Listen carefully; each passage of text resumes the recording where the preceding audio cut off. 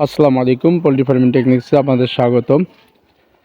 আজকে আমরা কথা বলবো মুরগির চুনা পায়খানার যে সমস্যা রয়েছে। আপনারা অনেকেই কমেন্টসে জানতে চেয়েছেন যে মুরগির চুনা পায়খানার সমস্যার প্রতিকার সম্পর্কে। তো আমরা সে বিষয়ে আজকে ইনশাল্লাহ কথা বলবো। তো দেখতে পাচ্ছেন যে আমাদের খামারের কিন্তু চারপাশটা একেবারে সুন্দর করে পরিষ্কার করা আছে।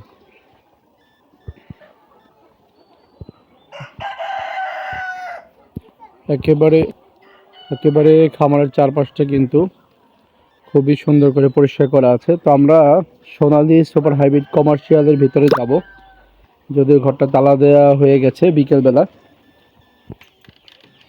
তো এখন ভেতরে চলে আসছি আমাদের সোনালী সুপার হাইব্রিড কমার্শিয়াল।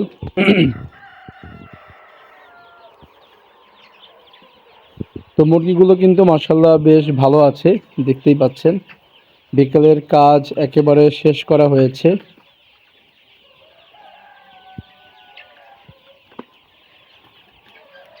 তো যে বিষয়ে আলোচনা করতে চাচ্ছিলাম যে মুরগির চুনা পায়খানা বা সাদা পায়খানার সমস্যা সংক্রান্ত। তো মুরগির চুনা পায়খানায় মানে মূলত এটা হচ্ছে গাম্বুরের লক্ষণ। এরপর আপনার ইকোলাই লক্ষণ। এগুলো হচ্ছে মুরগির চুনা পায়খানা থেকে আর কি, মানে এই বিষয়গুলো আর কি সাব্যস্ত হয়। তো মূল কারণ হচ্ছে চুনা পায়খানাটা হওয়ার আপনার ঠান্ডা থেকে, এটা হচ্ছে মূল কারণ। এরপরে অ্যামোনিয়া গ্যাস বেড়ে গেলে সেই ক্ষেত্রে কিন্তু চুনা পায়খানা হতে পারে। তারপর হচ্ছে আপনার দেখা যায় যে সালমোনাই, তারপরে ইকোলাই জীবাণু থাকলে মুরগির গাদাগাদি হলেও কিন্তু চুনা পায়খানা হতে পারে।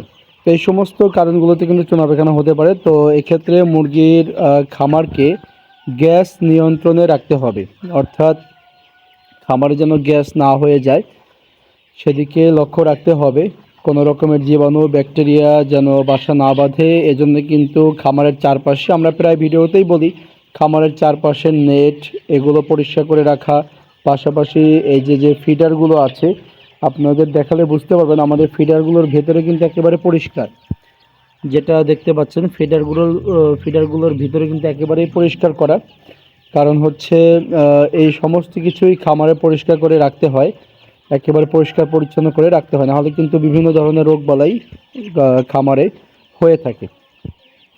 তো আর হচ্ছে মুরগি যেন গাদাগাদি না হয় সেদিকেও লক্ষ্য রাখতে হবে। আপনার যতটুকু স্পেস দরকার মুরগি পালনের ক্ষেত্রে ততটুকু স্পেস দিতে হবে।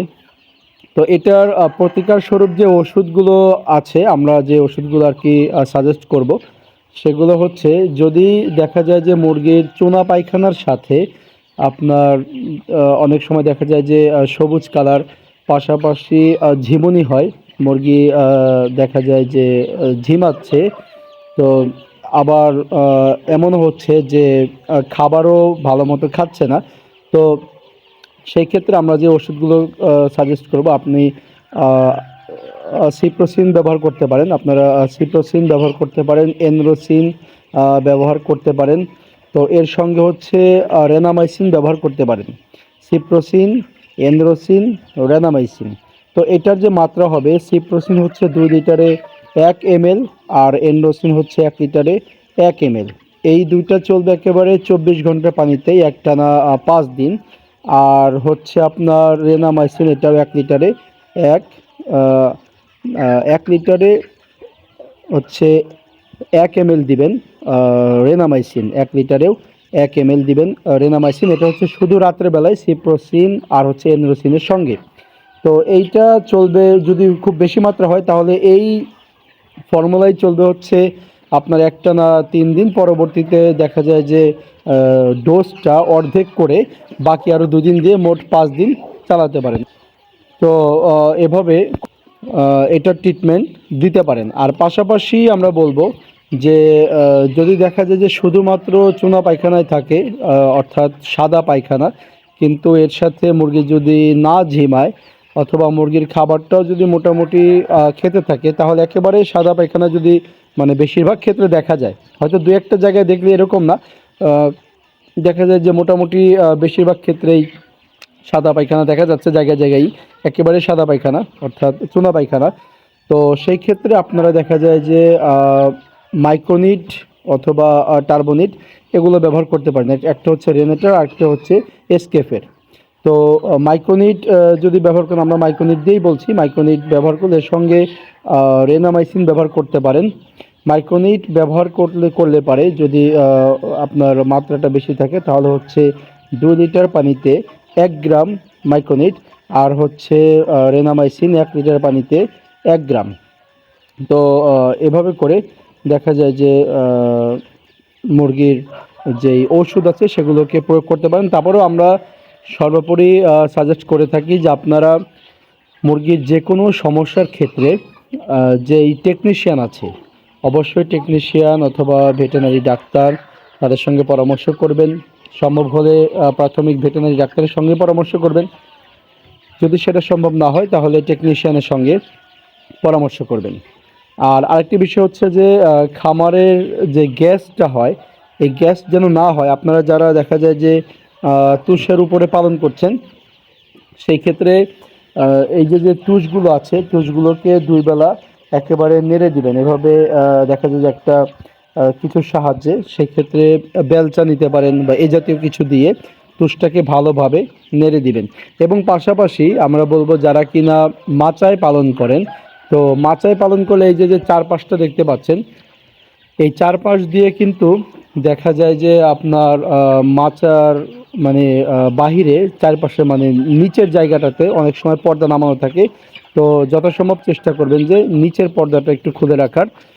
যেহেতু এখন মোটামুটি গরম পড়ে গেছে, তাতে করে কি হবে, গ্যাসটা বের হয়ে যাবে, গ্যাসটা কিন্তু ঘরের মধ্যে আটকে থাকবে না। আর গ্যাস মুক্ত সবসময় রাখার চেষ্টা করতে হবে, কেননা যদি গ্যাসযুক্ত দেখা যায় যে হয়, সেক্ষেত্রে কিন্তু আপনার চুনা পায়খানা সহ বিভিন্ন ধরনের সমস্যাগুলো হয়ে যাবে। আর মুরগির এক কথায় ঠান্ডার যে ঝুঁকিটা থাকে সেটাকে রোধ করার চেষ্টা করতে হবে, অর্থাৎ মুরগির যেন ঠান্ডা না লাগে সেদিকে লক্ষ্য রাখতে হবে। আর এই ক্ষেত্রে দেখা যায় যে শীতকালীন যে মুরগি পালন আছে, ওই সময়টাতে আপনি দেখা যায় যে বেশি শীতের সময় পর্দা নামিয়ে রাখা, এরপরে হোবার ইউজ করা।